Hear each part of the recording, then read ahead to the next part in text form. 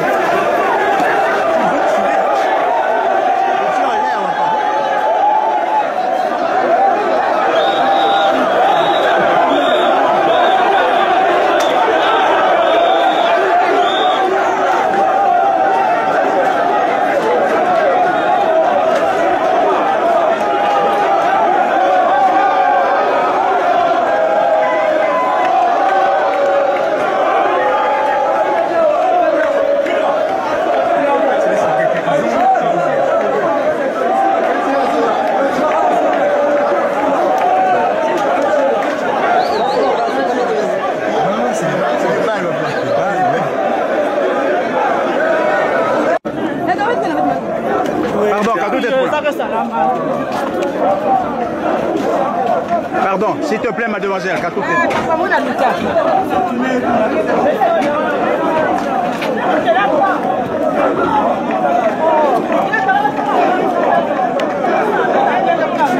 s'il te plaît.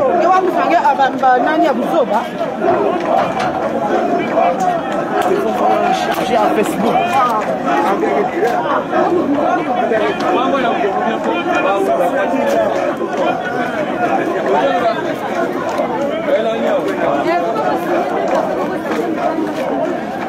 Je n'oublie pas également de signaler que hier, c'était le 24 octobre. C'est aussi un jour mémorable pour les Congolais parce que lorsqu'on se souvient de la guerre dite du 5 juin 1997, cette guerre s'est terminée le 15 octobre 1997.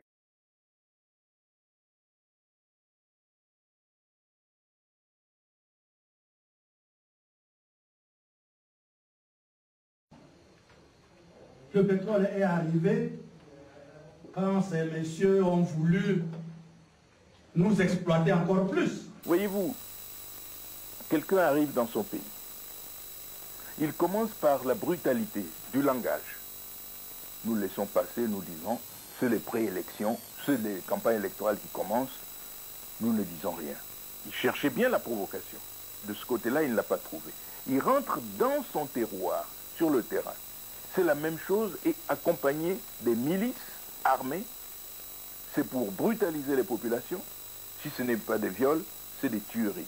Et celui-là qui a eu le tort de demander à ce qu'on cesse du bruit, qu'on cesse de tirer, d'apeurer la population, est abattu froidement.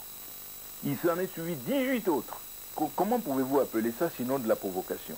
Nous allons offrir aux Congolais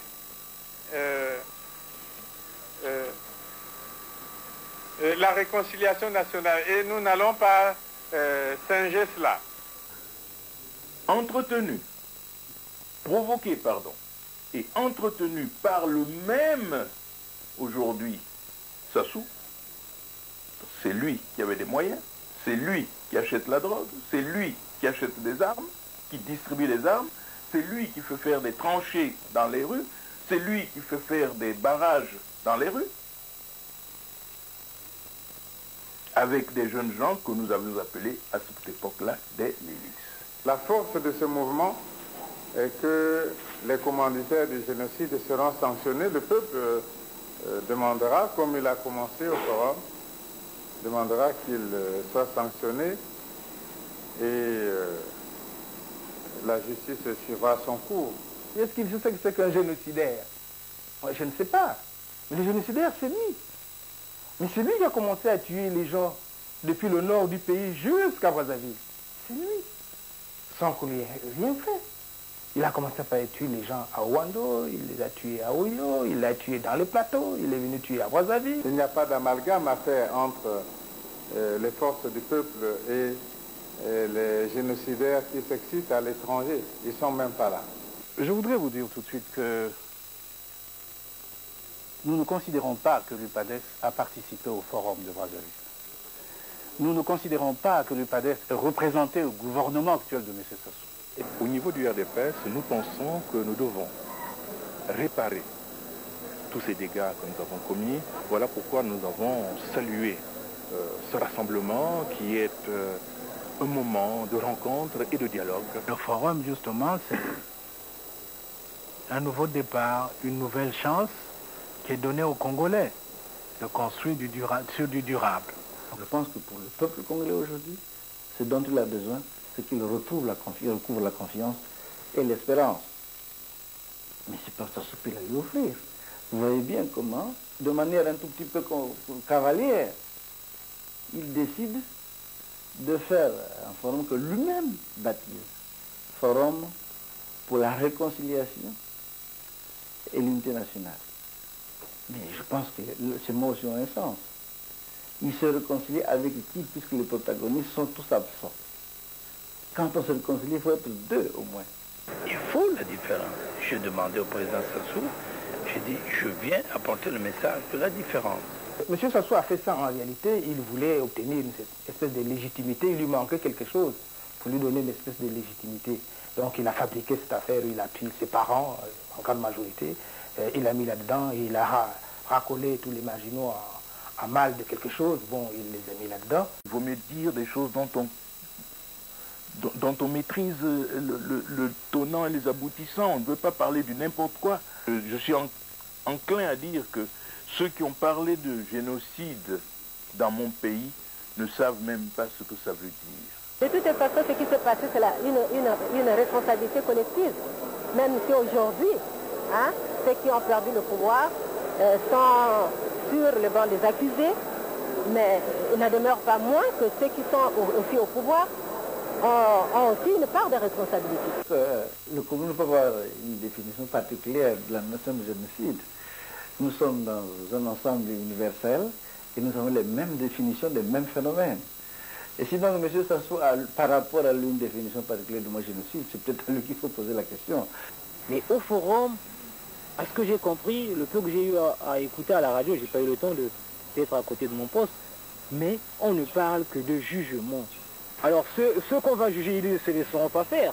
De un, on leur a pris le pouvoir, de force comme ça, en exil en ce moment.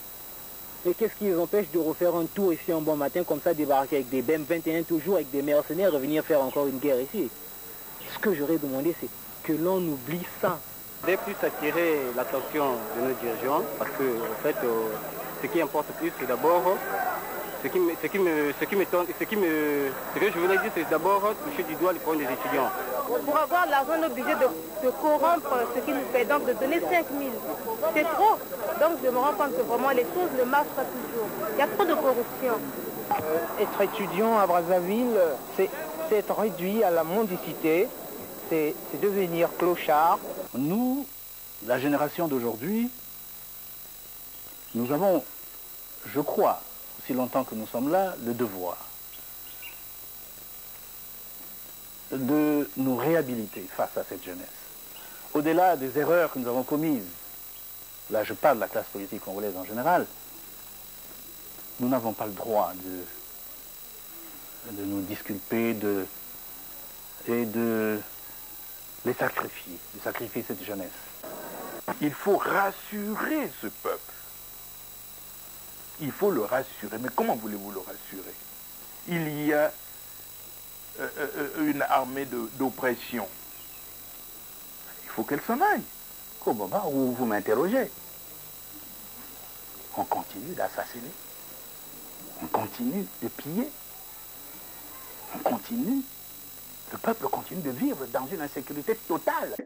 Et le 24 octobre 1997, il y a un acte fondamental qui a été promulgué, qui a abrogé la Constitution du 15 mars 1992, Constitution qui était formulée et basée sur les orientations de la Conférence nationale souveraine.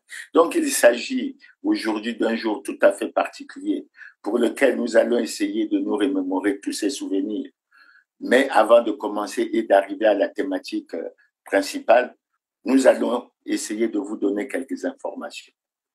La première information que vous connaissez certainement déjà, c'est que le 21 octobre dernier, le président Sarkozy a regagné la cellule qui lui était réservée, qui lui était préparée, réservée à la prison de la Santé. J'ai suivi l'événement, c'était véritablement pathétique lorsqu'il s'agit pratiquement d'un ancien chef d'État. Et je crois que c'est un moment qu'il faut souligner avec une certaine attention, parce que ça n'arrive pas tous les jours. Mais ça veut également dire pour certains que la loi, c'est la loi. Elle est Dieu, mais c'est la loi. Elle doit s'appliquer à tous dans toute sa rigueur. Et nul n'est au-dessus de la loi. Nicolas Sarkozy sera incarcéré le 21 octobre à la prison de la Santé. C'est une première pour un président ou ex-président français. Son procès, extrêmement médiatique, portait sur l'affaire des soupçons de financement de sa campagne victorieuse de 2007 par Mouammar Kadhafi. Le tribunal a estimé que Nicolas Sarkozy, qui était ministre de l'Intérieur au moment des faits, ne pouvait pas ignorer que ses proches collaborateurs avaient tenté d'obtenir de l'argent auprès du dictateur libyen. Le 25 septembre dernier, l'ex-président français a été reconnu coupable d'association de malfaiteurs et écopé de 5 ans de prison. Sa peine était accompagnée d'un mandat de dépôt, synonyme de passage obligé par la case-prison. Mais compte tenu de ses obligations professionnelles et de son assiduité pendant la procédure, les juges ont opté pour une exécution différée. C'est ça qui a permis à Nicolas Sarkozy de ne pas être mis derrière les barreaux directement à l'issue du procès. Il a été convoqué par le parquet ce 13 octobre pour connaître sa date d'incarcération. S'ils veulent absolument que je dorme en prison, je dormirai en prison. Mais la tête haute. Une fois en prison, Nicolas Sarkozy sera logé à la même enseigne que les autres détenus. Il sera placé dans une cellule de 9 mètres carrés, équipée d'un meuble, d'un téléphone, d'une télévision, d'une douche et d'un WC. Dès l'instant où il aura franchi les portes du pénitencier, l'ancien président pourra effectuer une demande de mise en liberté, examinée dans un délai maximum de 2 mois. Je suis innocent. Cette injustice est un scandale. Nicolas Sarkozy a fait appel dès sa condamnation. Mais ce que j'ai renoté, puisqu'il y a eu beaucoup de reportages après qui ont fait état de ce que le président, l'ex-chef d'État Nicolas Sarkozy a commencé à vivre, ce que j'ai retenu, c'est qu'il continue à clamer fort son innocence. Et nous osons espérer que c'est une affaire à suivre. Mais dans la même lancée, nous avons tenu à relever toujours informations découverte à travers les réseaux sociaux, qu'il y a au Sénégal comme un séisme politique. Après une déclaration qui a été faite par le président du Sénégal, Bassirou Diomaye Faye, déclaration selon laquelle le président Macky Sall, son prédécesseur, va être traduit devant la haute cour de justice pour une affaire liée à ce que l'on appelait la dette cachée au niveau du Sénégal. Le Fonds monétaire international vient donc apporter de l'eau au moulin des nouvelles autorités de Dakar. En septembre dernier, quelques mois après l'arrivée au pouvoir de Bassirou Diomaye Faye, le Sénégal avait pointé des erreurs dans les chiffres officiels des finances publiques de l'administration précédente. Le mois dernier, la Cour des comptes sénégalaise a affirmé qu'une partie de la dette du pays avait été cachée par les équipes de Macky Sall. Ce que vient donc aujourd'hui confirmer le FMI. À Dakar, la correspondance de Léa-Lisa Vesterhoff. Il y a eu une décision très consciente, je cite, de sous-estimer la dette pendant les 5 dernières années, affirme Eddy Gemayel à la tête de la délégation du FMI. Un montant délibérément caché qui s'élève à 7 milliards de dollars environ et qui correspond à la différence entre les deux estimations de la dette publique, celle déclarée sous l'administration Macky Sall à plus de 70% du PIB et celle calculée par la Cour des comptes qui se situe à près de 100% du produit intérieur brut. Dans tous les cas de figure, c'est un montant très élevé qui creuse le déficit public du Sénégal et qui a provoqué la suspension du prêt du Fonds monétaire international. Ce prêt ne pourra reprendre qu'une fois que les autorités sénégalaises auront identifié quels mécanismes ont permis de dissimuler la réalité de la dette. Il faut également que des mesures correctives soient adoptées, assure le FMI, pour éviter qu'un tel cas ne se reproduise. Le FMI devra ensuite décider dans les semaines qui viennent si le Sénégal décroche une dérogation ou si l'institution internationale demande à Dakar de rembourser ce qui a déjà été prêté par le FMI avant de reprendre un nouveau programme. Léa-Lisa Vesterhoff, Dakar, RFI.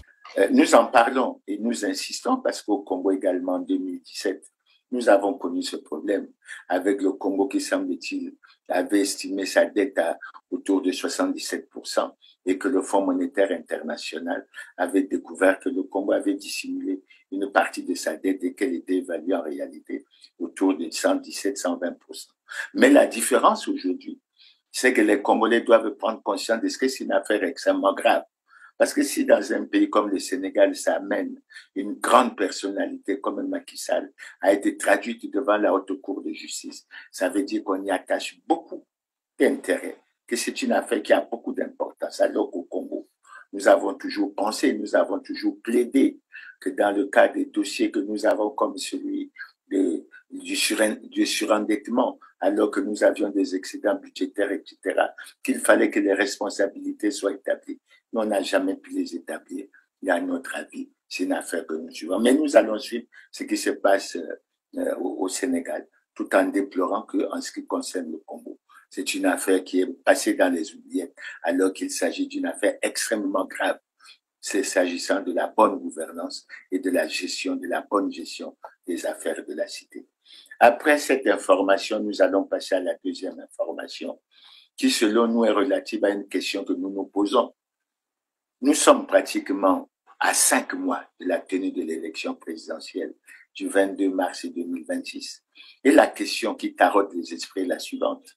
Est-ce que les conditions sont remplies pour la tenue d'une élection libre, transparente, démocratique et crédible et apaisée au Congo le 22 mars 2026?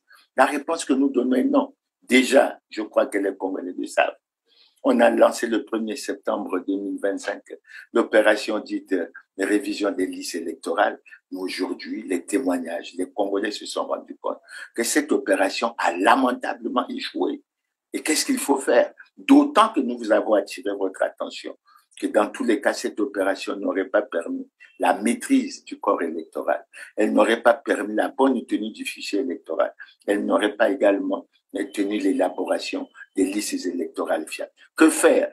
Mais nous pensons que nous avons toujours dit, on l'a clamé haut et fort, que cette opération est le fait d'une décision unilatérale prise au niveau du gouvernement, alors qu'on devrait se retrouver dans des structures, dans des institutions comme le Conseil national de dialogue pour préparer de façon consensuelle l'élection, surtout, et nous n'avons cessé de le rappeler, qu'à Evo en 2011, il avait été arrêté que le gouvernement devait préparer l'inscription dans un timing précis des opérations préélectorales et électorales pour éviter la précipitation. Mais on est déjà dans la précipitation et ce n'est pas du tout une très bonne chose. Maintenant, l'autre aspect que nous évoquons, et ça c'est un aspect qui va assez souvent revenir, le ministre de l'Intérieur ne peut pas l'ignorer. Aujourd'hui, le problème est posé, celui du respect des lois et règlements de la République dans le cadre de la gouvernance électorale, celui de la conformité à la loi. Et nous avons posé le problème est posé en ce qui concerne le Parti congolais du travail qui a violé la Constitution, qui a violé les lois et règlements de la République et pour lequel l'article 31 de la loi 20-2017 relative aux partis politiques devait s'appliquer, à savoir que en cas de violation des lois en vigueur, le parti ou le groupement politique concerné ou de troubles à l'ordre public doit être suspendu. Et suspendu par le ministre chargé de l'administration du territoire qui procède également à la fermeture provisoire de ces locaux. Et la question que nous nous sommes toujours posée, pourquoi le Parti congolais du travail n'est toujours pas sanctionné? Pourquoi le ministre de l'Intérieur, qui est en même temps membre du bureau politique du Parti congolais du travail, n'observe pas l'application des lois? Et évidemment, c'est certainement parce qu'il est membre du bureau politique. Nous l'avons déjà dit, mais nous ne cesserons d'attirer l'attention là-dessus. Mais là, toujours en liaison avec le même problème, nous n'avons de cesse de dire que par rapport à ça, le président de la République n'est pas également en conformité avec la loi. Et par rapport à ça, l'un des aspects que nous soulevons, c'est que le président de la République est président du Parti congolais du travail. Et nous le disons de façon claire, le président du Parti congolais du travail ne peut pas préparer une élection libre, très transparente, crédible, démocratique et apaisée. Et c'est ce que nous n'avons de cesse de rappeler. Maintenant, comme le ministre de l'Intérieur avait souhaité que les partis qui n'étaient pas en conformité avec la loi mettent tout en œuvre pour qu'ils soient conformes à la loi, mais nous avons également exhorté le président de la République à tout mettre en œuvre pour être conforme à la loi. Sinon, c'est une situation très, très ambiguë. Sinon, on est dans un cas de figure où non seulement il y a non-respect de la loi, mais il y a également préparation de la tenue d'une élection hors la loi. Et je rappelle une déclaration faite par le président Sassou dans son message sur l'état de la nation en 2023, c'était de dire que nos difficultés de l'heure ne doivent pas nous amener à emprunter le chemin hasardeux et dangereux de l'anticonstitutionnalité. Malheureusement, nous y sommes et il faut que nous continuions à suivre la situation. La troisième information que nous voulons apporter, elle est relative à ce que nous considérons comme la misère et la souffrance du peuple. Pourquoi nous l'abordons maintenant? Mais parce que le 15 octobre, il s'est ouvert à Brazzaville la session budgétaire au niveau du Parlement. Et cette session est principalement orientée vers l'examen des questions financières. Et pendant ce temps, il faut que nous rappelions, et nous allons nous appuyer sur un certain nombre d'éléments, sur la situation que connaissent plusieurs catégories sociales dans notre pays. Nous avons par exemple en premier cas la situation des retraités qui aujourd'hui comptent 41 mois d'arriérés de pension, qui n'ont pas touché leur pension, qui ont des arriérés de pension rien que pour l'année 2025, du mois d'août et du mois de septembre. Et nous sommes pratiquement à la fin du mois d'octobre. Donc leur situation ne fait qu'empirer, d'autant que nous n'avons de cesse de rappeler que la plupart d'entre eux touchent la pension à l'indice 160 au lieu de la touche à l'indice 300. Nous n'avons de cesse de rappeler également qu'ils cumulent plusieurs arrérages, qu'il y a des différentiels qu'il faut payer. Et nous ne cessons de rappeler que la situation des retraités est également le fait de la violation des lois et règlements de la République. Nous n'avons de cesse de citer ces décrets qui disent clairement que d'ailleurs il faut que la direction générale du travail fasse examiner à travers le ministre chargé du travail le budget pour permettre la prise en compte de tous les éléments qui devraient permettre aux retraités de toucher complètement leur pension. Nous avons également pensé à cet article d'un décret qui dit clairement que l'augmentation de traitement entraîne la majoration de la pension et de la rente dans la même proportion. Donc, ça fait plus de 7 ans qu'on viole les lois et je crois qu'en ce qui concerne les retraités, il est temps qu'on commence à les observer. Le deuxième aspect, c'est la situation des étudiants.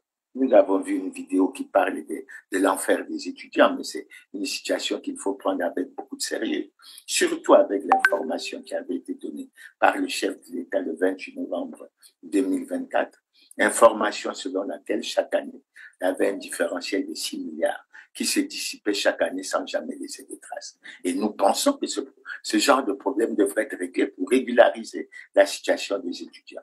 Maintenant, à travers, toujours, c'est le troisième élément de ce point de vue, à travers beaucoup de déclarations, nous avons vu des revendications des vacataires de l'université Marien-Ngouabi, des enseignants de façon générale, des communautaires, des bénévoles, des volontaires. En fait, il y a une situation extrêmement préoccupante, surtout au niveau de l'enseignement, qui devrait permettre qu'on ait une attention toute particulière. Dans ce budget de l'année 2026, il faut qu'on marque un arrêt et qu'on voit comment trouver les solutions structurelles pour avancer et faire que nous allions de l'avant. Maintenant, le quatrième aspect, ça touche les travailleurs. Les travailleurs de beaucoup de structures cumulent des arriérés de salaires. Nous avons vu par exemple l'exemple des travailleurs de la mairie de Dolisie qui cumulent déjà 97 mois d'arriérés des salaires, c'est-à-dire 8 ans. Comment on peut arriver à ce stade? Et comment font-ils pour vivre? Parce que même lorsqu'on a le salaire, on a du mal à joindre les deux. Mais il n'y a pas que. Il y a d'autres, des travailleurs de plus autres structures, etc.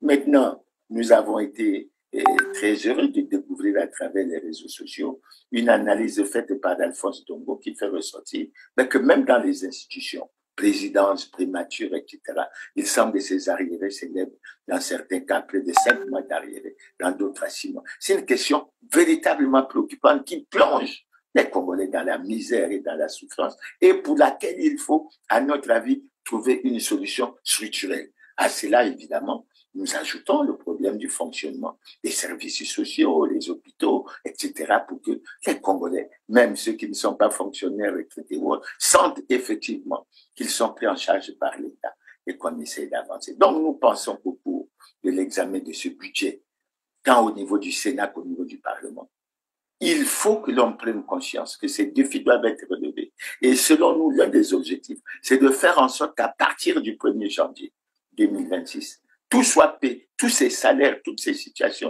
pensions, bourses, soient payés de façon concomitante chaque mois. Évidemment, ça pose un problème. Où trouver l'argent? Puis il faut le rechercher.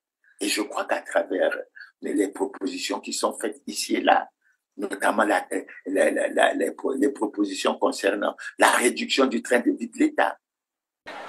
Afin de remettre l'économie ghanéenne sur la bonne voie après l'impact dévastateur du Covid-19 et la guerre actuelle Russie-Ukraine, le gouvernement du Ghana a annoncé jeudi 24 mars 2022 une baisse de 30% sur les salaires des ministres et du président Nana Akufo-Addo. Une annonce faite par le ministre des Finances Ken Ofori-Atta lors d'une conférence de presse à Accra, la capitale. Entre les efforts de relance économique post-Covid des économies africaines, entre les efforts dus à l'inflation qu'on observe sur le continent africain et l'inflation aussi due à la crise ukrainienne, il est de bon ton que les États fassent un effort additionnel de mobilisation de ressources ou de réduction des dépenses budgétaires. Donc la décision que le gouvernement ghanéen vient de prendre est à saluer et il faut convier tous les États à aller dans ce sens dans la mesure où ça va permettre d'affecter plus de ressources à des secteurs sociaux, de réduire les inégalités dans les dépenses budgétaires. Outre la réduction des salaires, Ken Ofori-Atta a également annoncé la fin des voyages à l'étranger pour les membres du gouvernement et de l'achat de véhicules importés jusqu'à la fin de l'année 2022. Le gouvernement ghanéen espère ainsi économiser autour de 360 000 € pour faire face à la flambée actuelle du prix du pétrole provoquée par l'invasion russe en Ukraine. Le ministre a informé d'une diminution des prix du carburant de 1,6%. Ces réductions de dépenses vont permettre également de faire une réaffectation des ressources vers les secteurs sociaux, comme nous l'avons déjà dit, notamment les secteurs de l'éducation, de la santé et surtout la consommation. Comment faire pour améliorer le pouvoir d'achat des populations, vu que le niveau de prix général a augmenté. Ces derniers mois, l'économie ghanéenne est confrontée à plusieurs difficultés liées en partie par la faiblesse de sa monnaie nationale malmenée par les devises étrangères, un service de la dette élevé et une administration budgétivore. Selon Bank of Ghana, à la fin décembre 2021, le Ghana traînait une dette estimée à 70,1% du PIB et une masse salariale publique évaluée à 22,3% de son budget. Les propositions concernant la lutte contre la corruption, la lutte contre la fraude, la concussion, les détournements des deniers publics. Nous, l'enquête de Libération ce jeudi sur le détournement présumé de la manne pétrolière du Congo-Brazzaville, l'un des pays hellènes les plus pauvres du monde. Des centaines de milliers d'euros, de millions d'euros évaporés dans ce qui s'apparente au pillage de tout un pays où le revenu moyen par habitant n'atteint pas 5 € par jour. Le premier volet de cette enquête, intitulé « Le président, l'intermédiaire et les millions envolés », raconte comment l'arrestation de cet homme d'affaires, Lucien Ebata, un proche du président Denis Sassou Nguesso, mis en examen en France en 2021 pour blanchiment et corruption active, comment son arrestation a permis la mise au jour d'un puissant système financier occulte au profit du clan du président Denis Sassou Nguesso, arrivé au pouvoir pour la première fois, on le rappelle, en 1979, une affaire qui a commencé en janvier 2012 à l'aéroport de Roissy où Lucien Ebata s'était fait arrêter en possession de sommes stupéfiantes en liquide, 182 000 € et 40 000 $ en espèces non déclarées, au cœur de ce système de détournement présumé. Une société, la société de Lucien Ebata, la société Orion, du nom de la constellation symbolisant la force dans la mythologie grecque. Une entreprise moins poétiquement immatriculée aux Seychelles avec l'aide du cabinet d'avocats Mossack Fonseca, un nom qui vous dit sans doute quelque chose puisqu'il s'agit de la société qui s'est retrouvée au cœur du scandale d'évasion fiscale des Panama Papers. S'agissant d'Orion, donc, Libé affirme que cette société a alimenté des dépenses somptuaires, des dizaines de milliers d'euros de cadeaux achetés dans des boutiques de luxe sur les Champs-Élysées, jusqu'à des mouvements de cash pouvant atteindre des millions d'euros à Paris et à Monaco. Libération évoque une affaire qui résonne avec celle des biens mal acquis, dans laquelle, on s'en souvient, des membres du clan de Denis Sassou Nguesso sont soupçonnés de s'être constitués des patrimoines illicites en France grâce à des détournements de fonds publics. Et nous avons dit qu'en termes d'objectifs, on devrait avoir, comme dans le budget 2026, tolérance zéro en ce qui concerne la corruption, les détournements et autres. Mais ensuite, il faut qu'il y ait une véritable action forte comme ça se passe pour les Koulouna, pour la récupération de l'argent qui a été dilapidé du trésor public. Et je pense que la chose est véritablement possible. Maintenant, l'autre solution que l'on peut évoquer, et nous l'évoquerons assez régulièrement, mais le Premier ministre avait déjà énoncé, c'est la collecte. Et ce qu'il a appelé les fonds en déshérence. Il faut également que cela soit vu et que l'on puisse avancer. Maintenant, nous avons toujours proposé également une autre piste, et c'est la réalisation d'audits d'un certain nombre de projets, notamment les projets concernant la municipalisation accélérée. Nous avions parfois épinglé le projet de la construction de l'université de Nissa-Soumesso, mais on peut comme ça taper et épingler d'autres projets pour que l'on avance et qu'on essaie d'avancer. Maintenant, après cette information, la dernière information que nous allons donner, que vous connaissez, sur laquelle nous sommes revenus assez régulièrement, mais ce problème, qui pour nous n'a toujours pas été résolu, de l'annulation pure et simple des accords signés entre 2021 et 2022 entre le Congo et le Rwanda. Et je ne cesse de rappeler que les Congolais, tant de l'intérieur que de l'extérieur, s'étaient mis debout et avaient crié haut et fort non à la vente de nos terres, non à la cession de nos terres sous quelque forme que ce soit au Rwandais, oui à l'annulation pure et simple de ces accords. Donc, une fois qu'on a fait le tour de ces informations, nous venons maintenant à la thématique principale. La thématique principale, vous vous en doutez, je dois vous présenter mes excuses parce que j'avais pensé pouvoir continuer aujourd'hui sur la question de où va l'argent du Congo, où va l'argent du pétrole, etc. Mais avec cet événement du 10 octobre, nous avons pensé accorder une attention particulière à ce problème de changement de constitution. Pourquoi? Mais parce que le contexte actuel qui prévaut dans beaucoup de nos pays, regardez ce qui se passe au Cameroun, regardez ce qui se passe en Côte d'Ivoire et dans un certain nombre d'autres pays. Pour moi, c'est la conséquence justement de ce qu'à un moment donné, il y a eu la volonté des gouvernants de remettre en cause le principe de l'alternance démocratique. Écoutez, la situation, elle est plutôt calme ici à Abidjan. En revanche, on a pu observer quelques mouvements de protestation dans plusieurs localités de l'intérieur du pays. Une commission électorale locale a été incendiée dans la capitale administrative, à Yamoussoukro.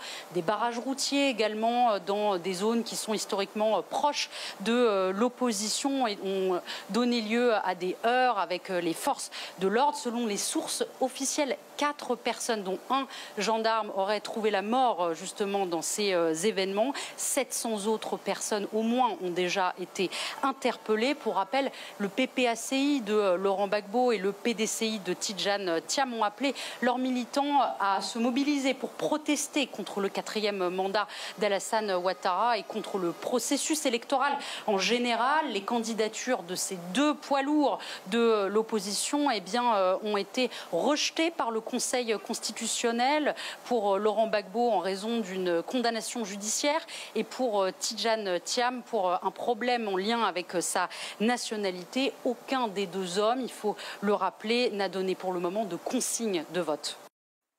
Et de vouloir se maintenir coûte que coûte au pouvoir en modifiant les constitutions. C'est pour ça que la constitution, la thématique d'aujourd'hui, nous la titrons sous la forme suivante. Il y a 10 ans, le changement de constitution au Congo. Quelle évaluation peut-on en faire aujourd'hui?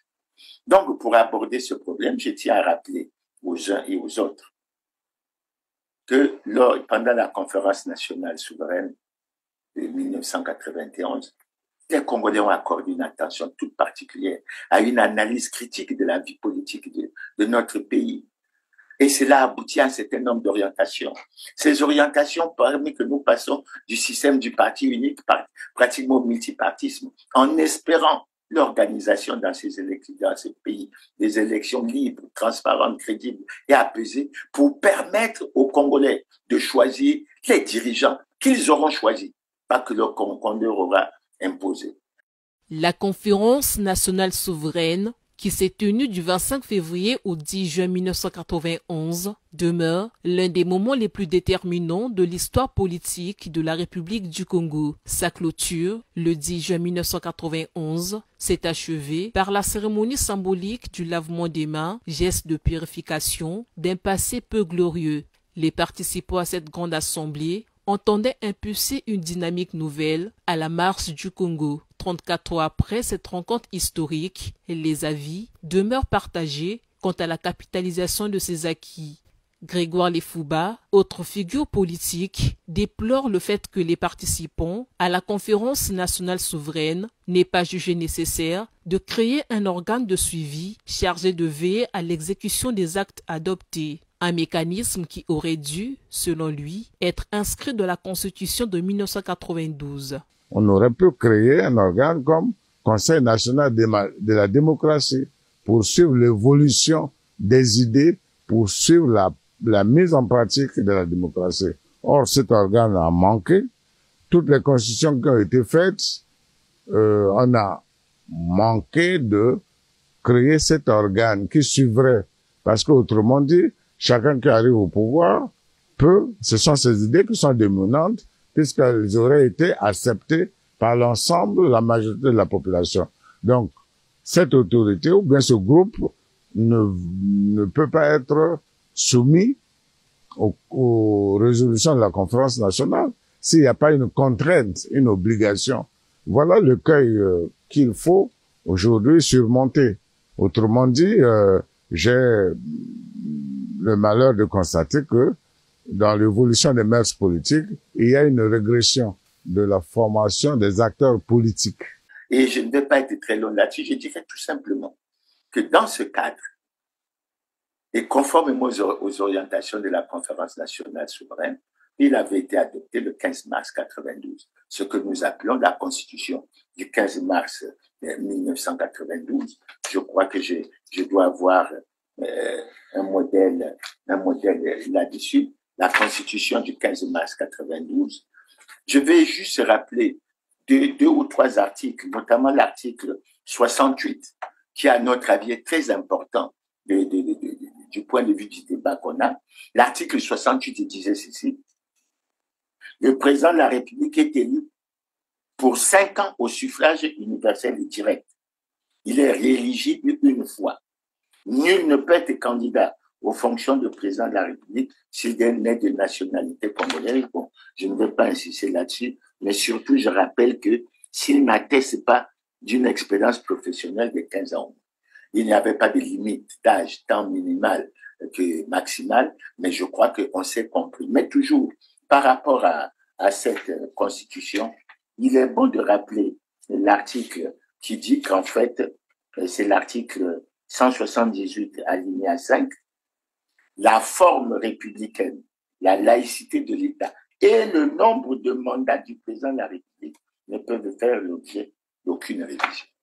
J'insiste sur ça parce que à l'époque et dans l'esprit de la conférence nationale, il était considéré que la limitation des mandats était un élément très très important pour la démocratie et que le nombre de mandats était limité à 2 et qu'après, évidemment, on faisait jouer le jeu démocratique, etc. Mais malheureusement, le président Lissouba a été élu démocratiquement en août 1992. Le président Lissouba a exercé le pouvoir, mais parmi les critiques qui ont été fortement formulées à l'endroit du président Lissouba, c'était la violation, des violations répétées de la Constitution, des lois et règlements de la République. Et ça posait des problèmes, et ce qui conduisait à se poser la question, est-ce que les Congolais, les gouvernants, les acteurs politiques et autres ne sont pas capables de respecter et de suivre les lois et règlements qu'ils ont librement adoptés et pour lesquels on est. Mais malheureusement,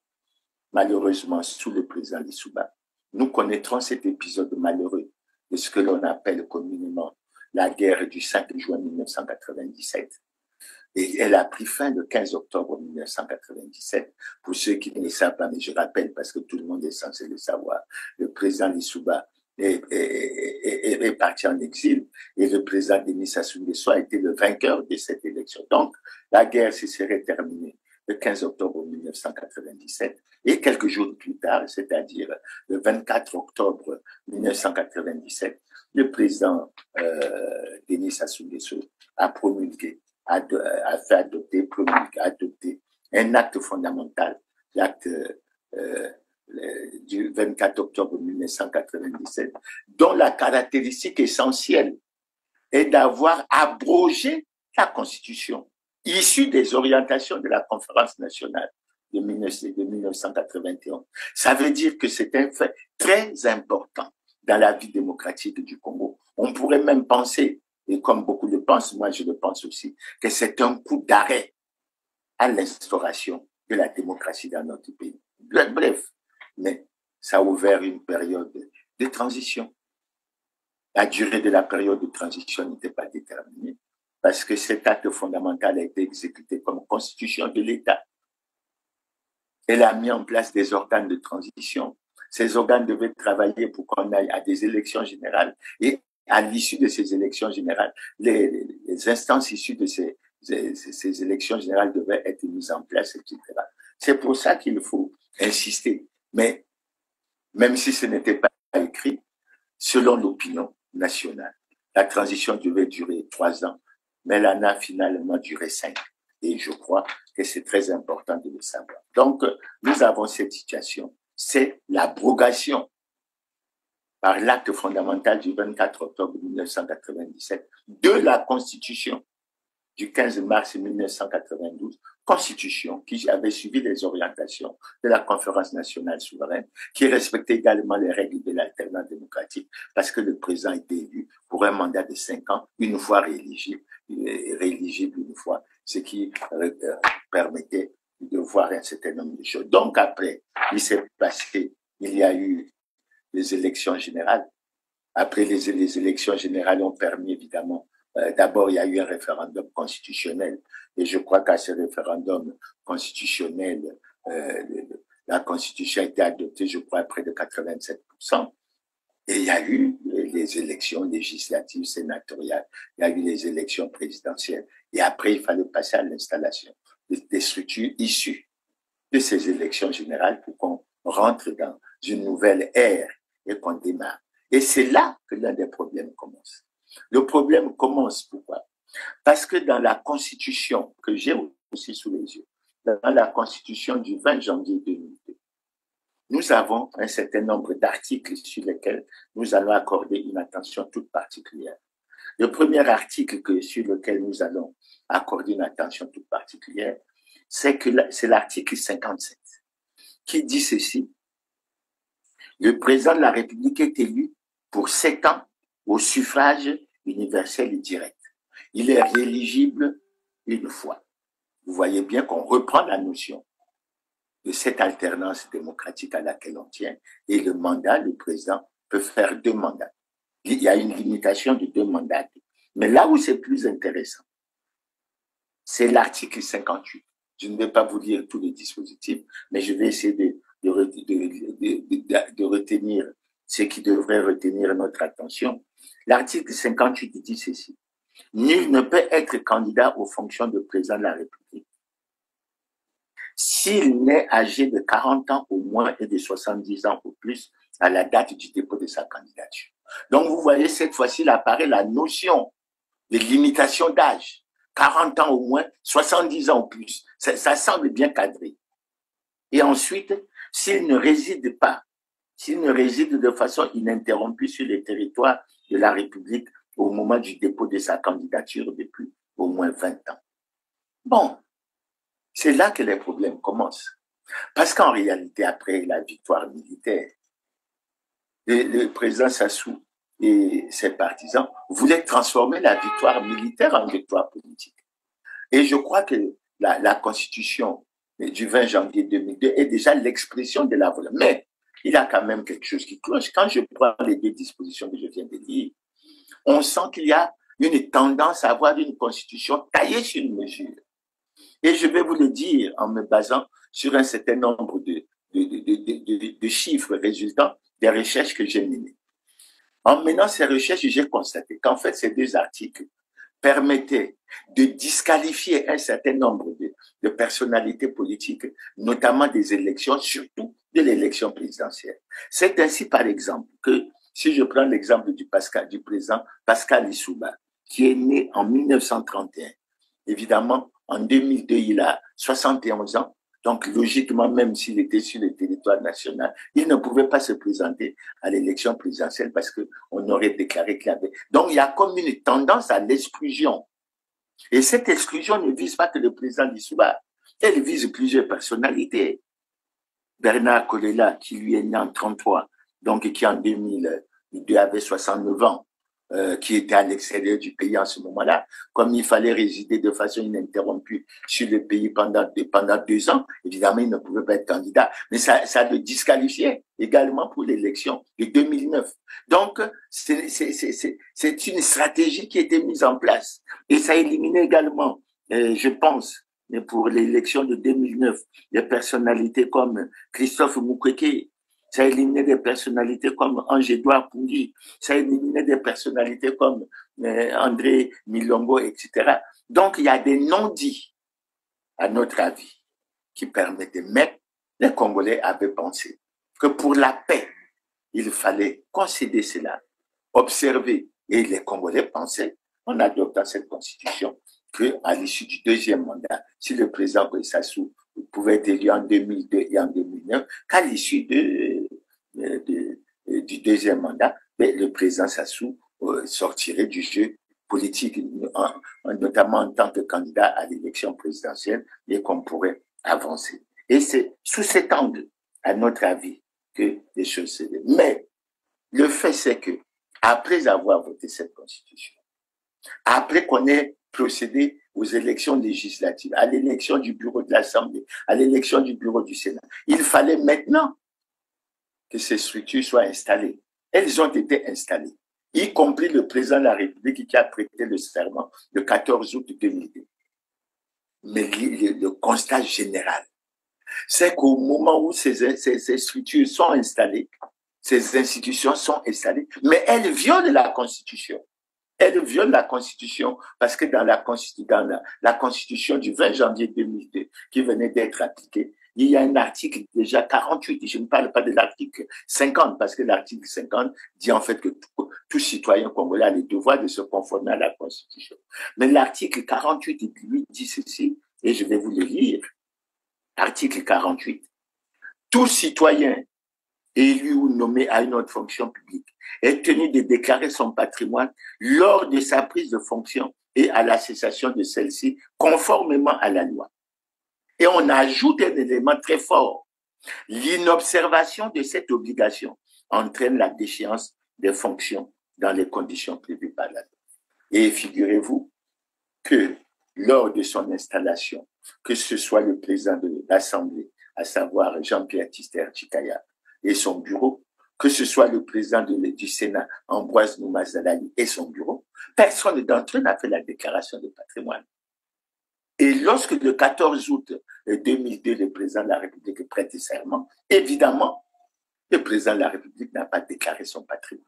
Donc, vous voyez, nous n'entrons pas dans les détails, mais si je rentre là-dedans, je peux déjà faire ressortir que dès l'entrée en vigueur, il y a la violation de l'article 50 qui dit que tout citoyen a le devoir de se conformer à la Constitution, et il y a la violation de l'article 48 par le président de l'Assemblée et le bureau, par le président du Sénat et son bureau. Donc, au niveau du président de la République, on constate qu'il y a déjà la violation de l'article 50 qui dit que tout citoyen a le devoir de se conformer à la Constitution. Il y a la violation de l'article 48 relatif à la déclaration, à l'obligation de déclaration de patrimoine. Donc, au moment où le président de la République prête serment, en fait, le constat qui doit être fait, c'est que il a violé le serment qu'il a prêté de respecter et de faire respecter la Constitution. Et nous commençons effectivement dans cette situation à suivre un certain nombre de choses, et je crois que c'est l'une des choses, des caractéristiques qu'il faut suivre. Mais malgré tout, tant les gouvernants que les acteurs politiques n'ont pas remis en cause cette démarche, certainement parce qu'il y avait un grand souci de paix, et c'est dans le cadre que c'est revenu et qu'on a continué. Mais dans la continuation, il y a un fait très important qui apparaît dans le livre du président Denis Sassou Nguesso, c'est le livre « Parler vrai pour l'Afrique ». C'est à la page 89, si je ne me trompe, oui, à la page 89. Dans le livre « Parler vrai pour l'Afrique », une question est posée, deux questions. J'ai retenu deux questions qui ont été posées au président Denis Sassou Nguesso. La première, on lui pose la question suivante. Les plus âgés font-ils place aux plus jeunes? Et le président Sassou répond, sans aucun doute, ceux de nos dirigeants politiques qui peuvent être considérés comme des anciens commencent à quitter la scène, qu'il s'agisse de Kolela, de Yombi, de Lissouba et d'autres. Moi-même, d'ailleurs, à 66, 67 ans, je commence à envisager la sortie parce que notre constitution stipule que à plus de 70 ans, on ne peut plus être candidat à la présidentielle. C'est tellement important que je relis ce que je viens de dire. Sans aucun doute, ceux de nos dirigeants politiques qui peuvent être considérés comme des anciens commencent à quitter la scène, qu'il s'agisse de Kolela, de Yombi, de Lissouba et d'autres.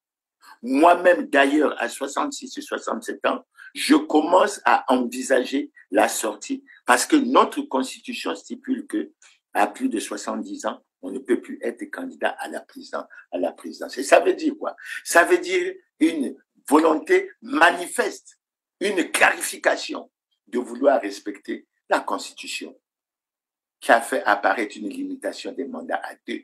Et le président Sassou dit, il a 66, 67 ans, il approche les 70 ans et qu'après, il ne pourra plus se présenter à l'élection présidentielle. Et le journaliste continue. Cela veut-il dire que si vous êtes réélu en juillet 2009, ce sera votre dernier mandat? Et le président Sassou répond, en tout cas, la Constitution précise que le président ne peut effectuer plus de 2 mandats. Donc, nous sommes bien en harmonie avec la limitation des mandats qui est fixée à travers l'article 185 de la Constitution, parce que je n'en ai pas parlé, mais l'un des aspects justement qu'il faut relever dans la Constitution du 20 janvier 2002, c'est la limitation des mandats. Et c'est cet article 185 qui dit que la Constitution ne peut pas être révisée, entre autres en ce qui concerne la limitation à 2 des mandats présidentiels. Donc, vous voyez comment la chose se présente, etc. Donc, les Congolais estiment, et dans leur grande majorité, que logiquement, en 2016, le président Sassou devrait ne pas être candidat à une élection présidentielle parce qu'il aura accompli ses 2 mandats et les choses vont se terminer. Mais il va se passer quelque chose d'extrêmement important en 2014. En 2014, et c'est au cours du mois de mars, donc pendant que les Congolais pensent qu'on est en train d'exécuter la Constitution, etc., ben, qu'on va découvrir une déclaration des sages du Niari qui annonce qu'ils exhortent le président Sassou à modifier la Constitution pour briguer un 3e mandat. Évidemment, ça crée un tollé, ça crée une fracture dans la société congolaise. Cette déclaration des sages du Niari est, semble-t-il, suivie par les sages de la Nikwala et par les sages d'autres départements. Et ça crée un tollé, une fracture dans la société congolaise où nous avons finalement 2 camps. Le camp du oui au changement de constitution et le camp du non, auquel moi j'appartenais et auquel un certain nombre d'acteurs politiques comme Guy Brice Parfait Kolela, André Okombi Salissa, Pascal Tchatima Biala et autres, et Claudine Munari, etc., nous appartenions. Tout en signalant qu'au moment où les débats commencent, Claudine Munari, Guy Brice Parfait Kolela, etc., ils sont membres du gouvernement, mais ils auraient donné clairement leur position du non au changement de constitution, ce qui fait qu'ils sortiront du gouvernement, mais ils nous rejoindront dans le combat que nous allons mener. Et c'est là qu'il faut essayer de regarder les arguments qui fondaient, ceux qui soutenaient le oui au changement de constitution et ceux qui défendaient le non au changement de constitution. Ceux qui défendaient le oui, c'est-à-dire le changement de constitution, estimaient qu'il fallait agir pour consolider la démocratie congolaise. Ils estimaient qu'il fallait modifier la gouvernance. Ils estimaient que le président Sassou était le seul capable de garantir la stabilité, la paix et le développement de notre pays. Ils estimaient que le président Sassou était le seul capable d'amener le Congo à l'émergence à l'horizon de l'année 2025. Ils estimaient, à leur avis, que la Constitution du 20 janvier 2002 avait fait son temps, qu'elle était dépassée, etc. Mais il y avait d'autres développements qui étaient faits et pour lesquels ça a créé vraiment une ambiance telle de contradiction à l'intérieur du pays. Et je crois que... Pierre Ngolo, bonjour. Bonjour, monsieur. Pourquoi voulez-vous changer la Constitution afin que le président Sassou Nguesso puisse solliciter un 3e mandat l'année prochaine? Je dis le problème n'est pas le problème de Denis Sassou Nguesso. Le problème, c'est le problème de la démocratie congolaise qu'il faut consolider. Et ceci appelle un changement de constitution.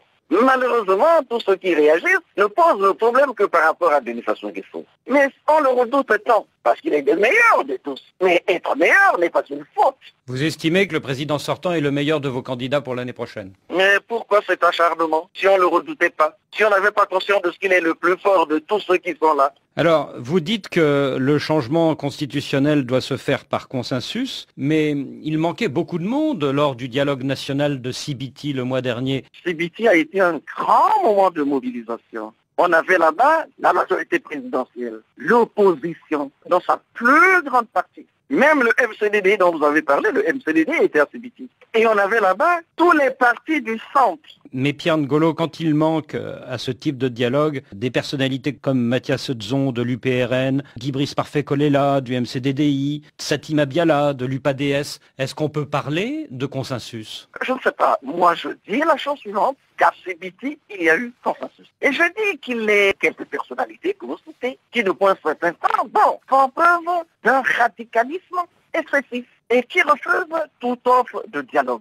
Et c'est pas eux l'essentiel de la classe politique congolaise. C'est pas eux. Vous parlez de M. Jean Mathias, qui est ton frère, que je connais bien, que je respecte. Bon, je sais la dimension que vous lui donnez. Mais sur place, quelle est sa dimension réelle? Et on peut comme ça multiplier les exemples. Pierre Ngolo, il y a même des ministres comme Guy Brice Parfait-Kolela qui sont hostiles à ce changement de constitution, ce qui veut dire qu'au sein du gouvernement, il n'y a même pas de consensus aujourd'hui. Écoutez, c'est tout à fait normal qu'il y ait divergence d'opinion. Mais le plus important n'est pas cela. Le plus important, c'est quelle est la tendance majoritaire. Si c'est un des membres du gouvernement qui disent non, est-ce pour autant qu'on peut dire qu'il n'y a pas consensus? Mais comment pouvez-vous parler de consensus dans le pays s'il n'y a même pas de consensus dans le gouvernement? Mais est-ce que consensus veut dire unanimité absolue? Je ne pense pas. Je dis que dans le pays, il y a consensus. À preuve, nous étions à Sibiti. Et je dis à Sibiti, c'était l'essentiel de la classe politique congolaise. Il y a 10 mois, les partisans de Blaise Compaoré disaient qu'il y avait consensus au Burkina pour la réforme constitutionnelle. On a vu le résultat, la rue a fait tomber le régime. Est-ce que vous ne craignez pas qu'il arrive la même chose à Brazzaville? Mais il n'y a pas de raison.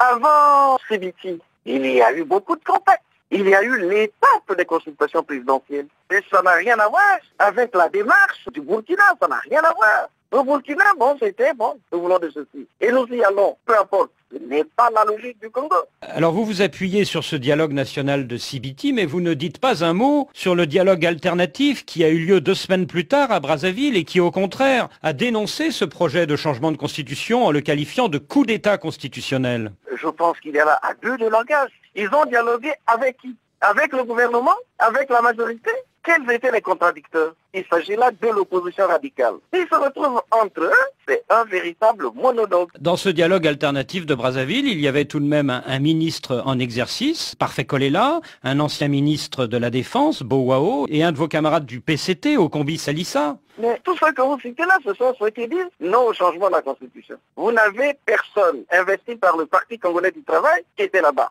Nous étions en bureau politique du Parti congolais du travail. C'est la question. Le camarade que vous citez, le camarade Charles Bravo, était le seul en bureau politique à avoir une opinion contraire. Que répondez-vous à ceux qui disent que la constitution actuelle, la constitution de 2002, a amené la paix au Congo et qu'en voulant changer de constitution, on va amener une crise là où il n'y en a pas? Mais la constitution du 20 janvier a amené la paix au Congo parce que jusque-là, on a la tête de la République, Denis Sassou Nguesso. Que répondez-vous à Barack Obama quand il dit « La démocratie est en danger quand les dirigeants refusent de quitter le pouvoir à l'issue de leur mandat ». Bien, mais c'est une position de principe. Mais il n'y a pas de démocratie sans peuple. Les dirigeants le sont du fait de la volonté du peuple. Donc, quand Barack Obama dit « personne ne devrait être président à vie », vous n'êtes pas d'accord avec lui? Mais est-ce que la présidence à vie, c'est une simple volonté du dirigeant? Si d'aventure un peuple pense que le dirigeant qu'il a, c'est celui qui mérite pour l'instant, il n'y a personne pour dénier au peuple ce droit et cette prérogative.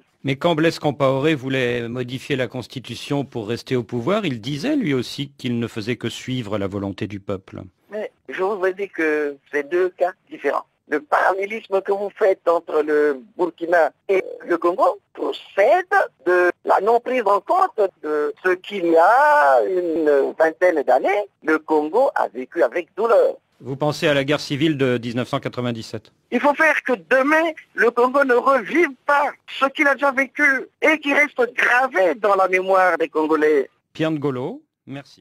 Maintenant, nous autres, qui nous sommes organisés à travers un certain nombre de structures politiques, comme le FROCAD, le Front républicain pour l'alternance démocratique, etc., pour la défense de la Constitution et l'alternance démocratique. Ensuite, nous avions le mouvement citoyen pour le respect de l'ordre constitutionnel. Ensuite, il y avait l'IDC, l'initiative pour la démocratie, etc. Il y a un certain nombre de structures qui ont fini d'ailleurs par former une coalition, notamment le FROCAD et l'IDC, et les idées qui étaient fortement défendues par ce camp, c'était d'abord le fait qu'il fallait respecter l'alternance démocratique, le fait que nous soupçonnions le pouvoir de vouloir faire sauter le verrou de la limite d'âge et de la limitation des mandats pour faire conserver le pouvoir au président Denis Sassou Nguesso, pour le simple fait qu'il fallait respecter l'ordre constitutionnel, pour le simple fait qu'il fallait considérer l'alternance démocratique dans notre pays comme étant immuable et intangible pour le devenir et l'avenir du pays. Et nous considérions que la démarche qui était entreprise par le pouvoir en place et ses partisans, c'était un coup d'État constitutionnel. Évidemment, ça a créé une fracture. On a eu beaucoup de manifestations en ce qui nous concerne, tant à Brazzaville qu'à Pointe-Noire. La répression a été sauvage. Je dis bien la répression a été sauvage. Il y a eu beaucoup de victimes en termes de victimes et de dégâts à plusieurs niveaux. Et à mon avis, ça a créé une ambiance. Mais nous avons continué le combat et nous avons considéré que c'était un coup d'État constitutionnel.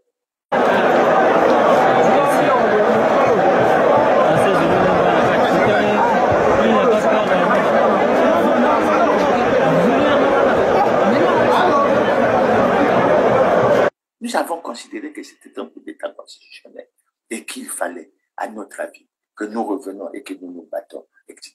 Bon, bref, il y a eu un certain nombre de démarches politiques qui ont été menées. Le pouvoir a organisé des consultations politiques, il a organisé le dialogue de CBT, l'opposition a organisé le dialogue alternatif de Diatta, les décisions du dialogue alternatif de Diatta ont été déposées au ministère de l'Intérieur qui n'en a jamais tenu compte. Et finalement, nous sommes arrivés à ce que l'on impose ce changement de constitution. En fait, en réalité, la raison fondamentale, c'était la conservation coûte que coûte du pouvoir, au-delà des arguments qui étaient développés ici et là. Mais la raison fondamentale, c'était celle-là, et il faut le reconnaître toujours. Et c'est pour ça, à notre avis, qu'il faut que nous revenons sur ces situations. Maintenant, au-delà de ça, nous avons eu l'avantage de vivre les révélations à travers son livre, le livre de Jean-Louis Debré, ce que je ne pouvais pas dire. Jean-Louis Debré révèle dans ce livre que le 24 novembre 2014, il a reçu un émissaire des gouvernants du Congo-Brazzaville qui lui avait envoyé un émissaire pour voir avec lui comment on pouvait modifier la Constitution pour permettre au président Denis Sassou Nguesso de se maintenir au pouvoir. Donc, en fait, il apparaissait clairement à travers ces révélations que le changement de constitution avait en fait un agenda caché. Et l'agenda caché, c'était la conservation coûte que coûte du pouvoir par le président Denis Sassou Nguesso. Et il dit qu'il a reçu l'émissaire. Il a écouté lorsqu'il a dit qu'il venait pouvoir avec lui comment on pouvait modifier la constitution pour permettre au président Denis Sassou Nguesso de se maintenir au pouvoir. Il a pris la constitution, il a lu et il a donné la réponse en disant ce n'est pas possible, j'ai lu la Constitution, ce n'est pas possible si on veut respecter la loi. Et toute autre solution est exclue. Ça veut dire que vouloir absolument procéder au changement de Constitution, parce que la révision n'était pas permise, mais ne permettait pas. Et c'est Jean-Louis Debré qui nous révèle en fait la cause profonde, la raison essentielle de cette démarche. C'était la conservation coûte que coûte du pouvoir par le président Sassou. Et le livre de Jean-Louis Debré là nous l'avons entre les mains. Nous pouvons retrouver ce passage. C'est pour ça qu'après cette phase, qu'est-ce qui va se passer? En dépit de la répression qui s'est abattue sur les opposants congolais, etc., ben, en septembre 2015, le président Sassou a saisi la Cour constitutionnelle pour lui demander si, en se basant sur l'alinéa 3 de l'article 110, il faut que je retrouve cet article, mais il pouvait consulter le peuple pour faire évoluer les institutions.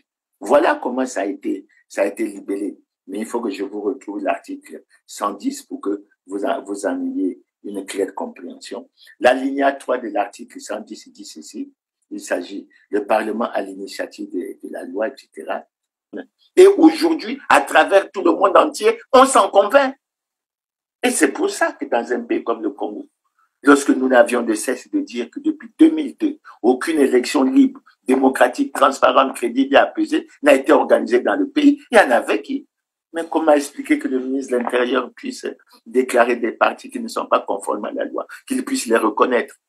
Ce n'est que le signal de ce que, en termes de résultats, les résultats qui seront donnés, c'est pour ça que lorsqu'on mène le combat pour la mise en place d'une commission nationale électorale véritablement indépendante, c'est-à-dire une commission qui a le contrôle de tout le processus électoral, depuis les élections préparatoires jusqu'à la proclamation des résultats, évidemment, vous en connaissez, vous en découvrez véritablement les causes. Donc, pour terminer, je vais dire, chers téléspectateurs, le Congo a procédé au changement de constitution en 2015. La raison essentielle, c'était de vouloir, coûte que coûte, maintenir le président Denis Sassou Nguesso au pouvoir. Beaucoup de choses ont été dites, y compris le fait qu'il allait amener le Congo à l'émergence à l'horizon de l'année 2025. Les Congolais connaissent la réalité. Ils se sont enfoncés dans davantage de misère. Chaque jour, ils se sont plongés davantage de misère. Peuvent-ils, en tant que gouvernants, avoir le courage de faire prendre une analyse profonde de la situation, de tirer les leçons et d'arriver à la conclusion qu'on avait choisi un très mauvais chemin et qu'il faut revenir sur le droit chemin, celui sur lequel nous sommes, celui de la restauration de la démocratie, celui qui doit faire que dans notre constitution, il y ait la limitation des mandats d'eux et qu'on ne cherche pas à se maintenir au pouvoir, à faire des calculs pour que ce soit son enfant, son fils. Ça, c'est dépassé et dans tous les cas avec la dynamique enclenchée dans la plupart des pays pour qu'il y ait des changements. Je crois que ce sont des choses qui ne passeront pas. Donc, chers téléspectateurs, j'ai voulu partager ma réflexion sur le changement de constitution qui a eu lieu en 2015. Il a posé et il continue à poser beaucoup de problèmes, y compris l'organisation de l'élection 2026, puisque vous voyez que les gouvernants eux-mêmes ne sont pas en conformité avec la loi, ils ne sont pas en conformité avec la Constitution. Puissent les gouvernants congolais renoncer à ces idées, parce que je lis, il y en a qui proposent qu'on crée un poste de vice-président. C'est pas ça le débat du Congo. Les problèmes de la crise, de la grave crise multidimensionnelle que le Congo connaît depuis plus de 10 ans se trouve ailleurs, ne se trouve pas dans la création d'un poste de vice-président ou de quoi que ce soit. Nous avons des problèmes et il faut qu'on les prenne après le compte. Donc, chers téléspectateurs, j'ai voulu partager ces instants avec vous. J'ai voulu vous donner une certaine opinion sur les problèmes de changement de constitution. Je crois qu'il y a beaucoup de choses qui peuvent être encore dites. Je souhaite que les Congolais s'organisent pour qu'il y ait un débat, pour que ceux qui étaient pour le changement de constitution tirent les leçons, pour que ceux qui étaient contre le changement de constitution tirent les leçons. Et c'est ça qui fera avancer le pays dans le bon sens. Je vous remercie pour votre aimable attention et vous donne rendez-vous pour la semaine prochaine. Je crois qu'on sera au premier samedi du mois de novembre, si je ne me trompe.